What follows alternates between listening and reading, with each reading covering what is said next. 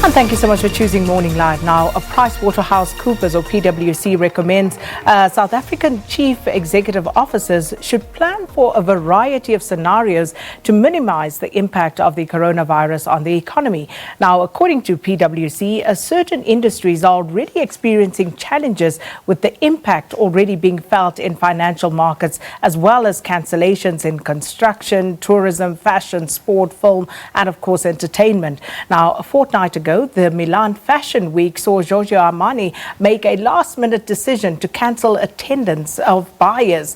Armani streamed his latest collection from an empty theatre out of public health concerns. And with us now to help us make more sense of the real impact of the coronavirus on global markets and, of course, on our own economy are Economist Maudi Lentsoane, who's Managing Director of Lehumo Capital, and also with us, Dion Chang, who is the founder of Flux Trends. Gentlemen, thanks so much for coming through. Good morning. Thanks for having us. So I was reading, because, you're trying to catch, some handle on whatever is going on here. And Africa Report, they were asking the question as to whether African policymakers were in fact alive to exactly what the impact this coronavirus will be on African markets, given how badly run some of these countries are, given that balance sheets are practically maxed out in so many of our countries. You have this happening against a backdrop of a locust infestation in East Africa, where farmers are just being decimated. Right here in South Africa, we're talking about lingering drought, and they're asking, are we really alive to this? Do you think we are, Maudi? Look, I think to a larger degree, we're not. I think there's certainly in the report a case to be made that I think the problem, this virus could actually have more of an impact, particularly in Africa. You've alluded to the fact that just looking at the resources, from a resources perspective, this is a pandemic that probably, even though it hasn't been declared a pandemic, but it's a crisis that would require a large sums of money to be deployed in these parts of the world to be able to deal with it. And I think when you look at just how Africa, particularly some of the countries in Africa, how they've struggled with the likes of Ebola, which have claimed more lives. You look at the state of the health sector in some of these African countries. I think certainly the report really has a strong argument to be made that I think some of these countries will struggle to be able to meet that. But on the other positive, and something that I think is just from a structural perspective, is that in Africa perhaps we're not like the New York setup, where there's a lot of population in one big city, where you've got a lot of rural areas where people are not so much integrated, so they could be not as infected, or the spread of this virus could actually not be as severe as you would have in a setup where it's a big city, for example, where movements of people is more integrated and more connected. But if we just look at the trends, Dion, as far as tourism is concerned, for example, we know Italy is hard hit. Our first 3 confirmed cases here have direct links with Italy. So was the Nigerian case and a few others on the continent. And we saw what happened with Armani and travel in general, where people have cut down. We're seeing the oil prices fall as one indicator of that particular phenomenon. But, what are the trends telling us at this point? So, I think one of the things that is specifically about travel. 21 million people travel every day, probably this week a bit less. But, I think about a month ago, not even a month ago, 3 weeks ago, they were saying, well, maybe this is going to, hit the airlines with about $30 billion kind of losses. It's now escalated, I just read in the FT yesterday, to 114 billion. So within 2 weeks, it's trebled the amount of what they're losing. There was also a thing about Airbus or one of the big airlines manufacturers saying they'll probably start scaling back production because they don't know if there's going to be all of that. You've just seen all of the airlines sort of just cancel. So what we've seen so far is that they call it a supply impact. So yes, the global supply chain is linked to China. China is one of South Africa's biggest trade partners. So when those factories start shutting down, especially you mentioned the clothing industry, the smaller designers, design groups or companies rely on that supply chain. So if they're even just a month late with the deliveries, it hits the end of they don't get it for the right season. It comes into the end. It's basically dead stock that they're sitting with. And those are smaller companies that can't really absorb that impact. And then what we're starting to get into now, which is a more worrying phase, I think, with this sort of panic buying, and you're seeing the panic spread around the globe, is a demand impact. So we've gone from a supply impact to demand impact. So that's when people stop going to movie houses, to the malls. They've even delayed the Bond movie release till November because they just said nobody's going to go to movie houses. So when people stop going to the concerts, going to large gatherings, everything, and going to the shopping malls, you're already putting a stress on an already stressed retail environment. So it's almost like a double impact. There's waves of the impact that's going to start hitting economically. And of course, you would imagine that governments would try and mitigate this, talks in the US of interest rate cuts and the like, and others will probably follow suit. But is that going to have any real sort of mitigating impact? Yeah, so I mean the whole coordinated effort to try and deal with some of the immediate pressure and such as interest rates cuts. We saw the US cutting by 50 basis points. In fact, the central banks were already working, having a discussion. They had a conference call where they all engaged to say, how do we respond to it? I think this is the kind of approach that we would want to see, more of a coordinated effort, not just the US acting, but it will be about what the other central banks are doing. And I think that would go, somehow will assist in terms of relieving some of the pressure. But it's definitely not going to be an easy one, especially given the fact that we're coming from a very, very difficult period already. We had the trade war that already impacted negatively on some of the economies. China, for instance, was the one that was badly impacted by the trade war. Now you're adding pressure. So the central banks, in terms of the interest rates, there is not enough room for them to move. If you look at where the interest rates are in many of these developed countries, they're already sitting almost close to zero. So the ability to move, the room to move, it's not that huge, and they are restrained by that. Who's going to be hardest hit by this, though? I think the biggest countries to be the hardest hit is the ones that are heavily reliant, particularly on the service industry. I mean, he mentioned the fact that, if you look at the US, for instance, very highly reliant on that service industry. People go out to movies, the restaurants, and that's the industry that's been, driving their economy. If this continues, this virus continues, it will definitely have a very negative, large impact on their economy. And Dion, just looking at a few other sectors, because one is looking for the real impact of what's going on in China, where cities are on lockdown, where production in certain instances have had to come to a halt. There was at a point where Nissan and Hyundai, they had to scale down on some of their productions because some of the cities where the supply of some of their articles came from were on lockdown. Yes. Has that trickled down into the South African economy at all? I think it has already. I saw a little report, online just about some fishermen in the Western Cape who the price of lobsters and seafood and shellfish that's already gone down because the main trade there was with China, and that was the supply. And then what you're going to start to see is some of these factories, there might be even small components, so it's not even the main thing, it's one component of a device, of a laptop or something like that. When that component is missing, then you have that problem. It shakes the whole ecosystem, and we're already starting to see that in South Africa. Some of the smaller companies, that small SMEs that really can't afford to have these kind of negative curveballs that come towards them, have been saying, well, I don't know, we're not going to receive those parts. And already we just about approach winter in South Africa, and people are already saying heaters, there's going to be a real shortage of heaters. Those kind of things are starting to impact, and we're going to feel them very, very quickly, I think within the next month or so, that things are not there. However, if you have stocks in soup, in disinfectants, and they said in gaming, then you're good to go.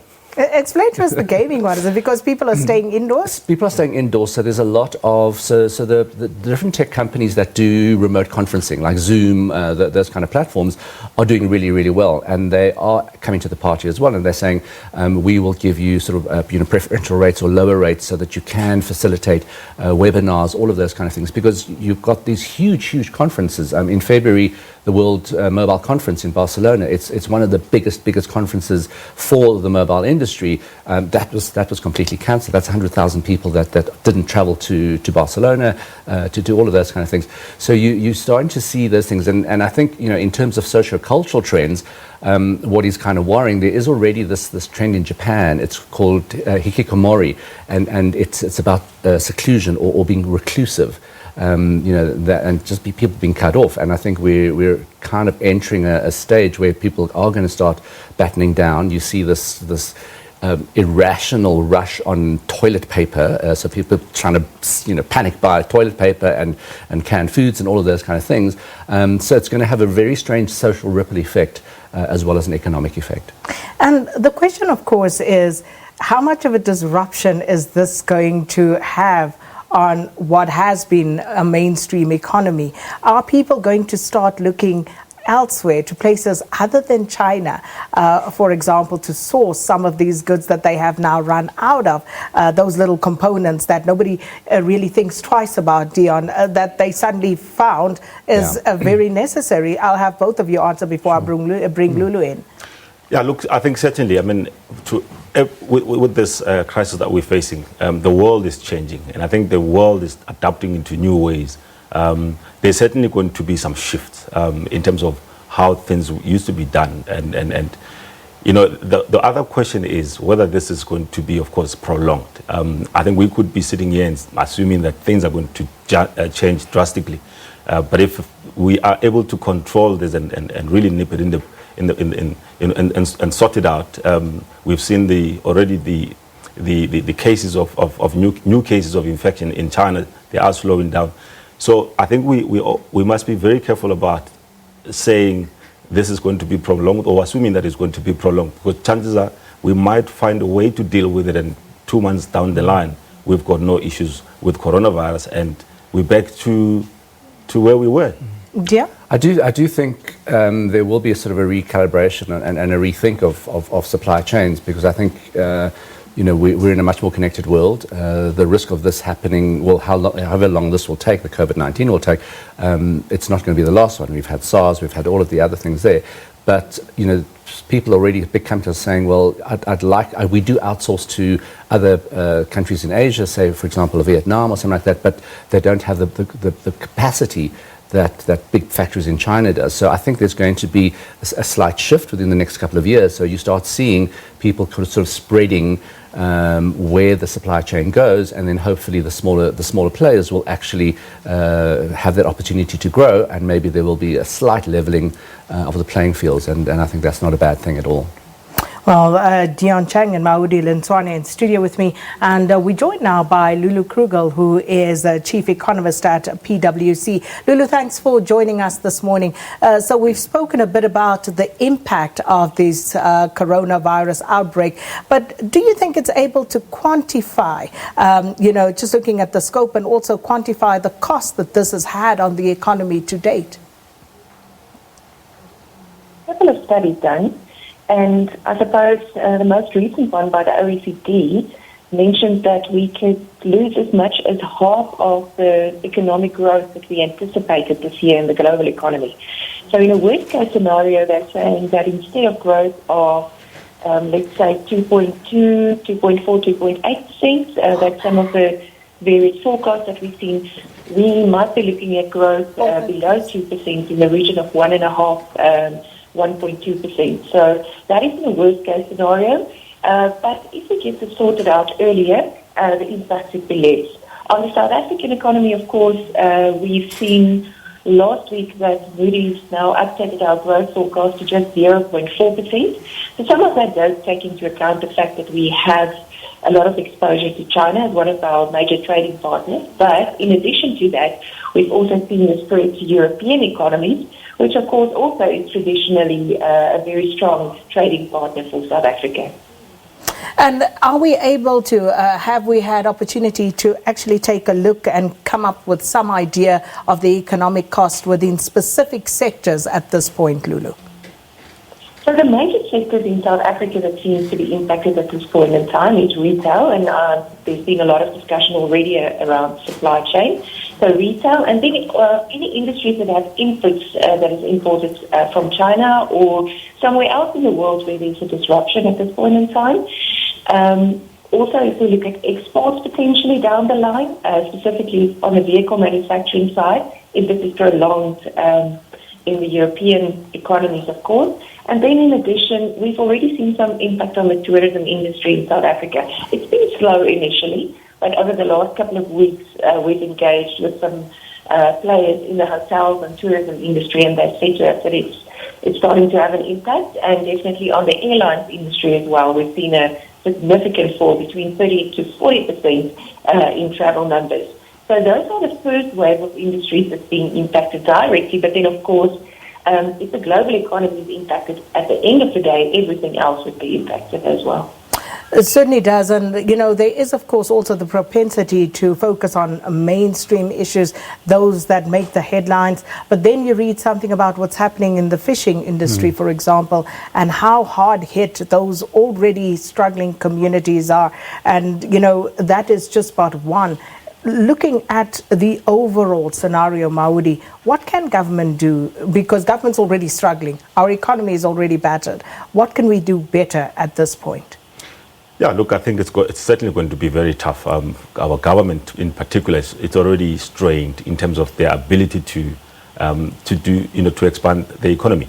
In fact, if you look at the recent budget which was presented, there was a large emphasis on how they needed to stimulate, particularly on the tourism sector, to be able to diversify the economy and not solemnly rely on the mining, for example, and the manufacture, which has been under a lot of pressure. So when this particular crisis comes through, it comes in at the time when government was hoping to probably, boost that particular sector. And unfortunately, with this crisis, it means they going to have to live with the fact that it's going to be negatively impacted. That's the tourism sector. It's going to be negatively impacted for some time.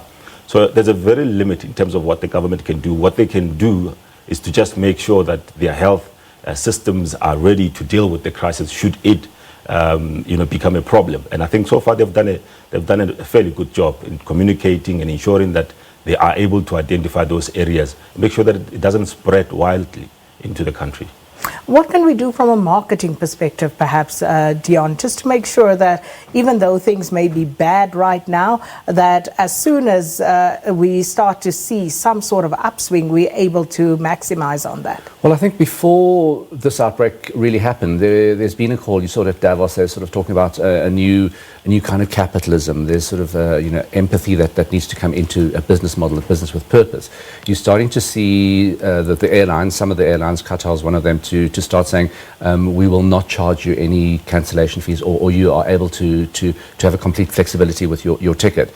You sign, on big companies, loan forbearance to say, okay, if you default on something, we need to understand that it's a difficult time and that we kind of all connected within that. And I think if that message starts coming out and we all start, for want of a better word, playing nicely with each other in terms of business, landlords within retail, just understanding that, if somebody's, if it's a clothing retailer, the stock doesn't arrive or any other things, from that's based in China, that you do give some leeway and that there's some room for breathing to be able to get over this. And then, as I said before, just to start re-looking at supply chains and find out where it is so that the reliance is not so heavily weighted onto a global supply chain in China, and hopefully that will take. It'll take some time to do that, but I think it's been a large global wake-up call in many ways for the whole planet.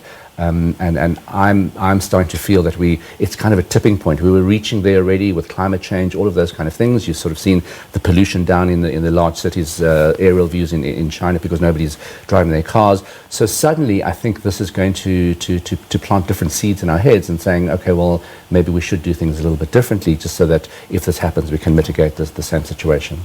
Could this possibly offer an opportunity for a decimated manufacturing sector in South Africa, for example, to try and revive that? Yes, I really hope so, because I've been tracking in terms of the clothing retail industry, a slowing down of that fast fashion model. So if you can do something a lot more regionally, some of the bigger players internationally, Inditex globally in Spain has that sort of close neighbouring state supply chain, and possibly if we can encourage that, then that will be great. But if you watch what's happening, if you're into deliveries or supply chain logistics, now's the time to really hit, because people want things delivered, people are not going to go out. So there's always opportunity. I always see some ray of opportunity wherever there's some trouble. And isn't that true? Lullu, just coming back and looking at the world growth forecast, starting with China, that of course been revised downwards, and we've been below 1% for some time now. So what's this likely to do to the South African economy in that regard? Yeah, unfortunately, if the global economy slows down, it will have a knock-on effect on us. So we're sitting with a bit of a double whammy at the moment. Slow growth in South Africa already due to some of our own challenges, and then this is of course compounded by the challenges that we're seeing in the rest of the world. So some of the worst case scenarios that we're seeing, if this does play out, is that we could see a year of recession in the South African economy, with the economic growth being actually negative for the year. But on the upside, some of the most positives, unfortunately, that we're seeing is in the region of 0.8 or so percent, if you look at what National Treasury is forecasting. So be it as it may, with or without Corona or COVID-19, it's going to be a tough year for the South African economy. And unfortunately, this has just compounded some of the challenges. But I think to add to what Dion has also said, this now leads to an opportunity to rethink how we do business. How do we react to something like this again in future? Do we have contingency plans in place? Maybe it won't get as bad as we think it might, but in any event, we need to rethink about how we do business, how dependent we are on certain areas in the global economy. I mean, it's not easy to just say let's move away from China, but I think, and I'm by no means saying that that's the only solution, but we should think about backup plans, contingency plans, business continuity in general, because that's not something that we typically consider a lot in South African businesses. Well, if you're given, our links with the BRICS, and China is part of BRICS, if you look at the ANC policy, the One China policy, what are the chances of government really, looking for an opportunity to realign, as it were, at this stage, Maudi? Yeah, look, I think it's almost close to impossible to think that we can try and move away from that BRICS setup. We're already talking, even in Africa, about the Africa Free Trade, integrating more into Africa and integrating more with the BRICS nations. So I think this, to try and say there's a possibility that we can try and change things and move away from this current setup, it's going to be a big challenge. The fact is, I think the conversation should be about how do we find an alignment into how we deal with this crisis as a collective, as opposed to saying, South Africa, how do you deal with it in isolation? Because the fact of the matter is we're still heavily reliant on what is happening in China, and we're going to remain like that for a long period. With what's happening in Europe as well, we are pretty much integrated, and I think we need to find a way to deal with it globally. Whether it be the trade war, we need to find a way to solve it collectively than to try and isolate ourselves as South Africa. And Dion, you said this presents opportunity, so no more hand sanitizers on the shelves, all sorts of soaps and other things flying off the shelves. What can people do? Can Sakina start a brand of hand sanitizer right now? I think so. I think I think that's what the opportunities really are. But you've got to really hit it quickly and watch, and that's what we do. For looking at trends and things like that. But I do think there is that recalibration. Just before that, if you look at the different trends, even in tourism, there was this mounting trend of over tourism when there's too many people trying to do that. So I think there's some ways in which it won't be a bad thing to recalibrate and rethink the way in which we do things. Specifically, sustainability is on such a high level as well, and what we eat, how we eat, all of those kind of things, how we travel, all of those kind of things, and therein lies the opportunity. There's a lot of opportunities, but like I said, if you have those stocks on gaming, soup, and disinfectants specifically, you're good to go. Lullu, Krugel, your parting shot for us.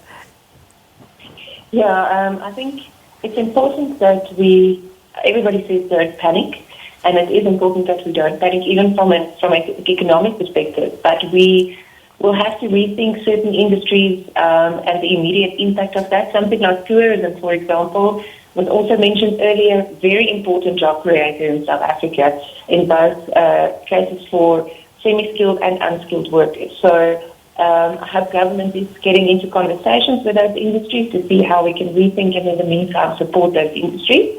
And some exciting, little bit scary, but challenging times ahead. Well, thanks so much to our guest this morning, Chief Economist at PwC, Lullu Krugel, Managing Director of Lehumo Capital, Maudi, Lentsoane, and Dion Chang, who is the founder of Flux Trends, chatting to us about the impact of coronavirus and also some opportunities. Brings us up to news time with Leanna Dade.